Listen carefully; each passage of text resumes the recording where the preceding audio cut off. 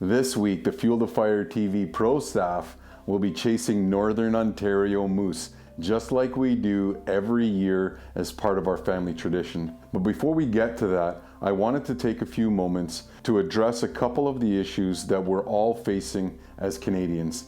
COVID-19 is having a drastic effect on everyone across the country. We can all do our part by listening to the medical experts and the people that are making decisions on our behalf. We can all do our part, whether it's social distancing, physical distancing, isolating ourselves and our loved ones to protect them against or mitigate the risks of contracting this horrible disease. Our civil liberties are being tested, our patience is being tested, and our tolerance is being tested. And I think that if we work together as Canadians, if we think logically and we all do those little pieces that will add up to making a big difference, that we will get through this together. The second piece that I have to address is the crisis that happened in Nova Scotia. We have to rally around events like this to support each other and show that love and respect that I know we all have as Canadians. On behalf of all of us here at Fuel the Fire TV, please know that our hearts go out to you guys. You're in our thoughts and in our prayers. Life offers no guarantees, but the one thing we've learned for sure is that the time we have is indeed precious. The more time we spend with family, friends, and with nature can make the difference between living a good life and living a great one. Join us on our quest to be participants rather than observers, to learn from our mistakes, to share our successes and our failures as we spend all of the time we have chasing our dreams, fueling our passion, and fueling the fire in the great outdoors.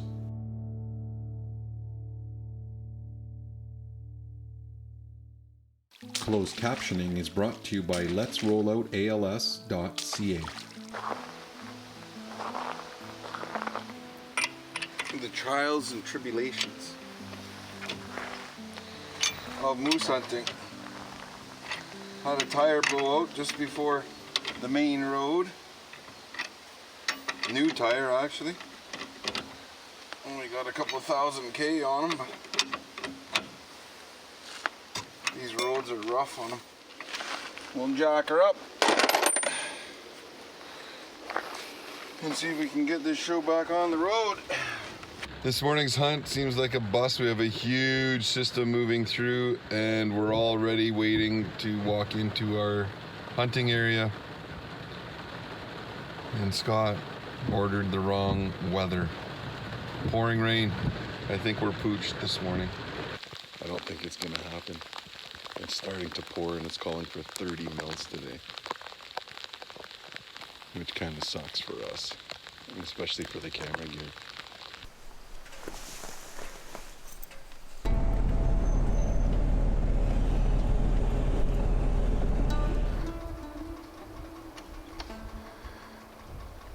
All right, you got time? You got time? Right in the shoulder. Yeah. Hang on, hang on. No shot. There's no shot there. Well, what happened? Took too long. Too long. Too long to shoot. Took off when I got in front of the truck, so felt like we had all day. Dude.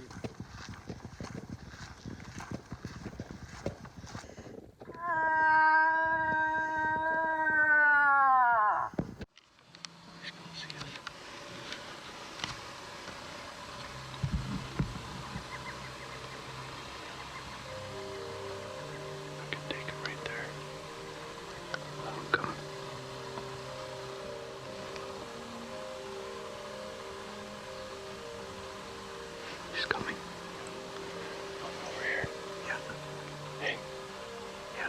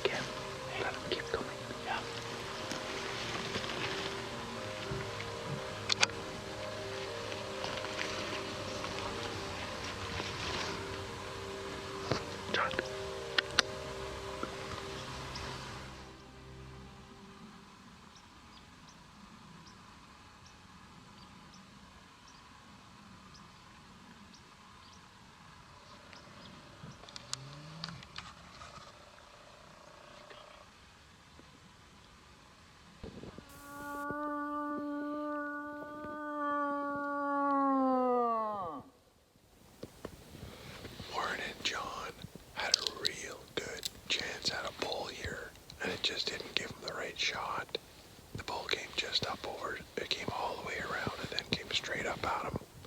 The wind was the same direction as it is tonight, so that's a good thing. If I get a chance like that at a bull, tonight I'm taking that shot for sure.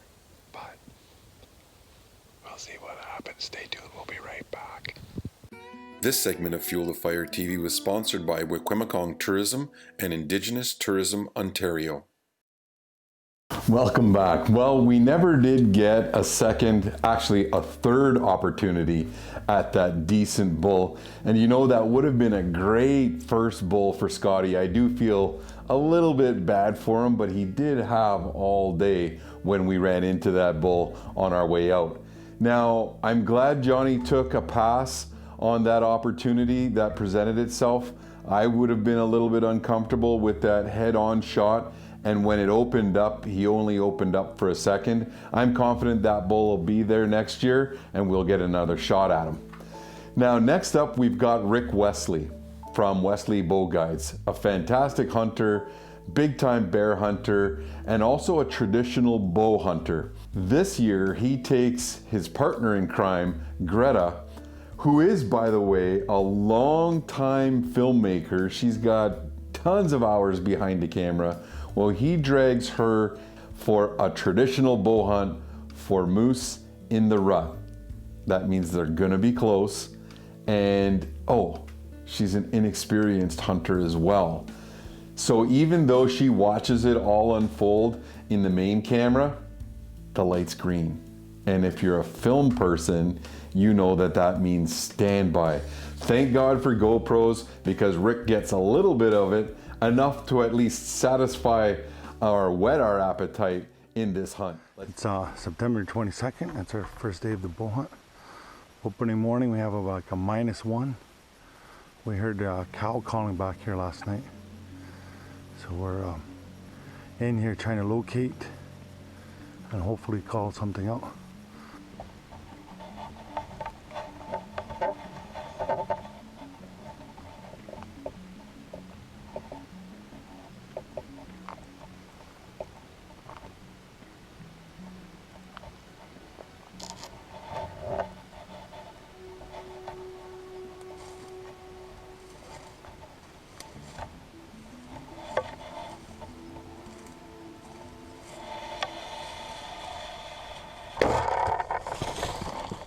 "25 after 8 now." We gave that moose a good half hour. GoPro's going, our Sony died. He hasn't moved. I'm positive he's dead, but I'm ecstatic. I don't look like I'm ecstatic, but I am. I've been waiting a long time to do this. I've harvested other bulls with my compound bow. And this is my first one with my custom built recurve from Tony Jonas. It's 54 pounds. It's a beautiful bow, and Chimigwat Jemnado for granting us. We get to harvest the moose. Yes, I'm telling you, man. Holy cow. 150 grain wasp broadhead. And my arrow total weight, I switched up from like a 350. I went 696 grains. Like, I went heavy with my arrow. And this is the result. We got a nice clean kill. The moose only went about 40 yards. And we're hoping we got some footage on the GoPro of that. Get his head right over so I can like move that chest on there. Mm-hmm. Even this guy stinks. These moose are right in the middle of the rut here now.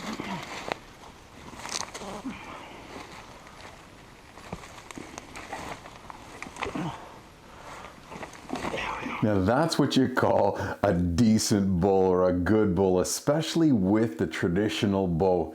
And if you haven't followed our show, you know that when it comes to bull moose, bow hunting bull moose, I've got a monkey on my back. I had a great opportunity really early on in my bow hunting career, and I passed on it, and I've regretted it ever since. But we have had the opportunity over the years to harvest some really good moose in terms of age and antler size. Now we're going to be talking about a good moose and a trophy bull. The difference being is in their score. The minimum for the foundation of the recognition of Ontario wildlife is 160 for modern firearms. Now when we see a bull like this, which is what we call a good bull or a decent bull, You got a 42-inch spread. He's probably going to score somewhere between 115 and 125. I would hazard a real quick guess. But something like this, the distinguishing features about this particular rack are very evident. First off, it's the number of points. And remember, you get to score each point. So it's got 16 on one side and 17 on the other. One of them is going to be a deduction. Another impressive thing about this particular rack is how wide this is. The clincher to this being a good bull and a great bull or a trophy bull are the front palms, because you get to carry that measurement all the way along the back side and back underneath all the way to here. And each side here pretty much scores 35 down here, 35 down to this measurement down here. And with 13-inch wide palms there, we start to really add up on our scores. It's got 6.5-inch circumference around the bases here on the most narrow part, and it's got almost a 57-inch spread. When we shot him, it was a 59, but after the drying period, it shrunk down to about 57. This is an incredible bull. He was a giant coming out. He came out in all of his glory, raking trees and smashing up, those small trees. This guy was a bull champion. He was a champion bull, and we were very proud and very fortunate to take him early on in our hunting career, of course, way before we started pressing the record button. That's this week's Trophy Tales. We'll be right back.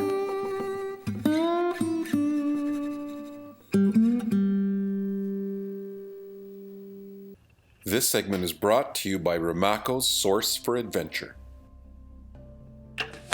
This past fall, I was invited by the Wingush Film Institute, which is a program here affiliated with Brock University.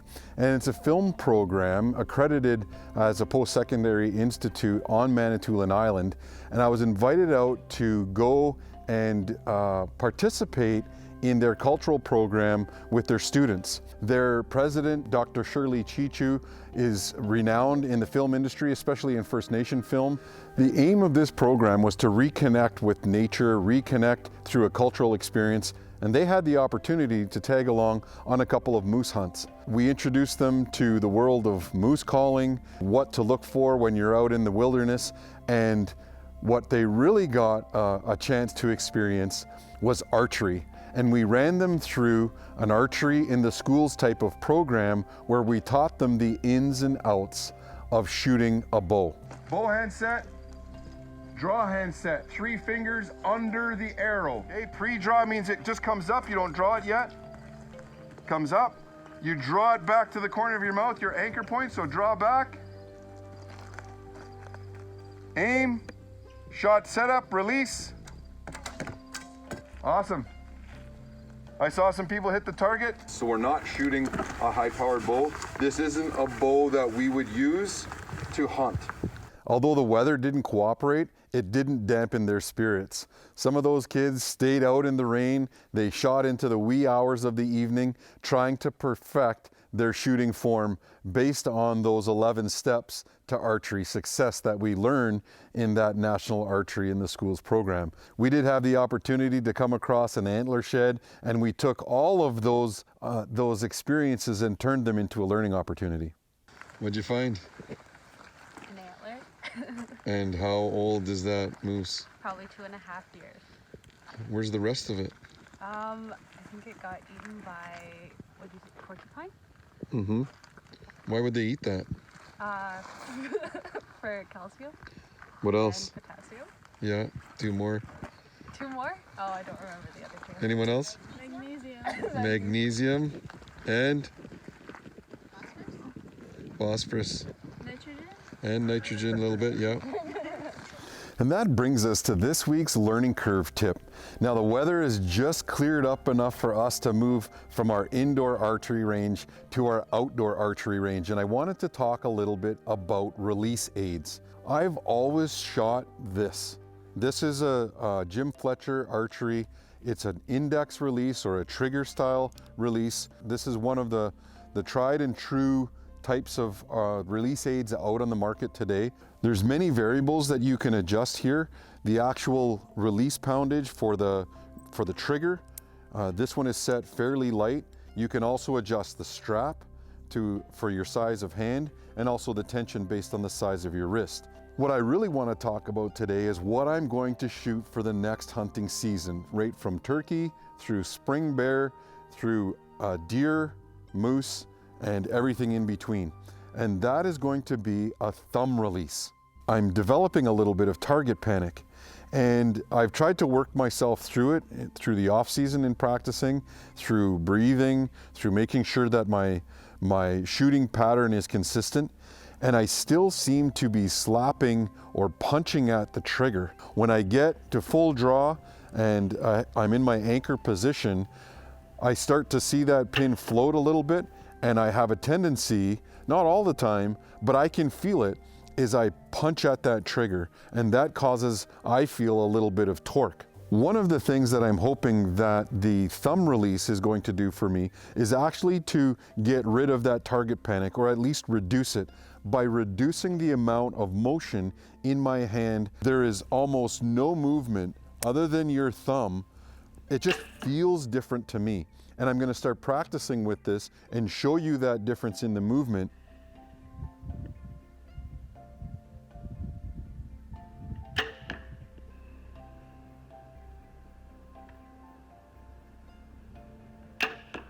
It does feel like there's more of a surprise happening for me when that pin is floating and I actually release the arrow. And I think that's more of what I'm looking for. And if there's something that's going to improve my archery and improve my efficiency so that I make better shots time after time, then I'm going to try it, practice with it, and hopefully your shot is going to be better. I'll always have that wrist release in my backpack as a backup. That's always a good idea. But if this improves my accuracy, then this is what I'm going to use. That's this week's Learning Curve tip. Stay tuned. We'll be right back. This segment is sponsored in part by Manitou and Chrysler and Kickaboo Meat Seasoning.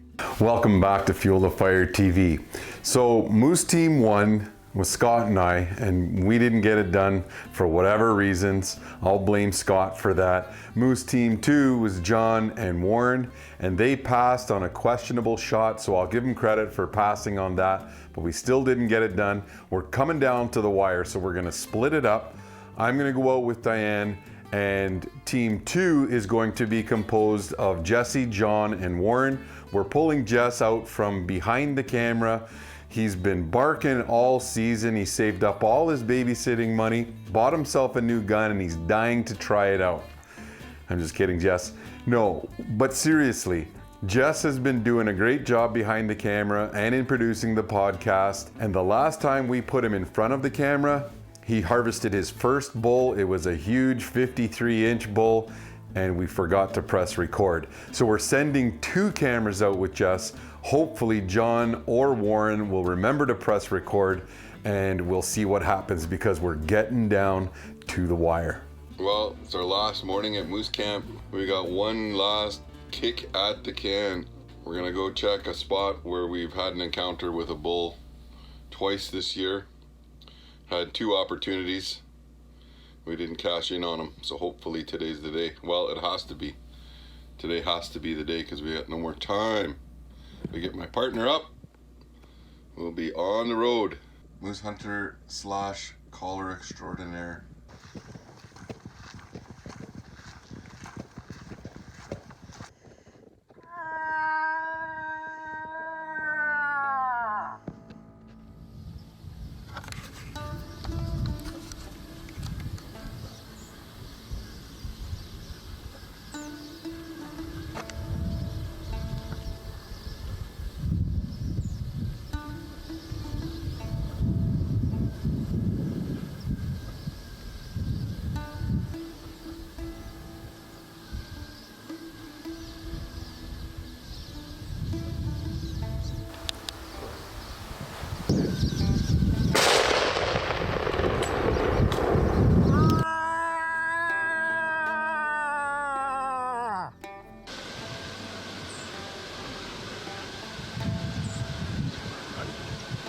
Oh, he's going down.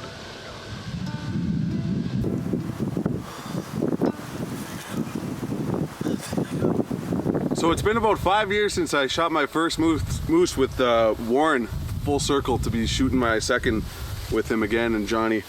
Very excited to be here with you guys, man. This is a dream come true again. What a great hunt, and I thank you guys both. Awesome, Jesse. Oh my God, I couldn't imagine being with better people. So remember, guys, in order to fuel the passion, fuel the fire, you need to get outdoors. Well, there you have it. Moose Team 2 managed to get it done again. Now, if you guys only knew how hard it is to get them to focus in the field and not mess around on camera, I'm sure you'd all send me a medal. It's a good thing I was a teacher. I have lots of patience, and these guys managed to pull it off. And I think I know how. It's because they always find a way to fuel their passion, fuel the fire, and get outdoors. If you haven't had a chance to check us out on our YouTube channel, please subscribe. We also have a podcast, Twitter, Instagram, and Facebook. Make sure to sign up. Join us next week as our pro staff chase white-tailed deer on Manitoulin Island all over again. Until then, be safe. We'll see you next week.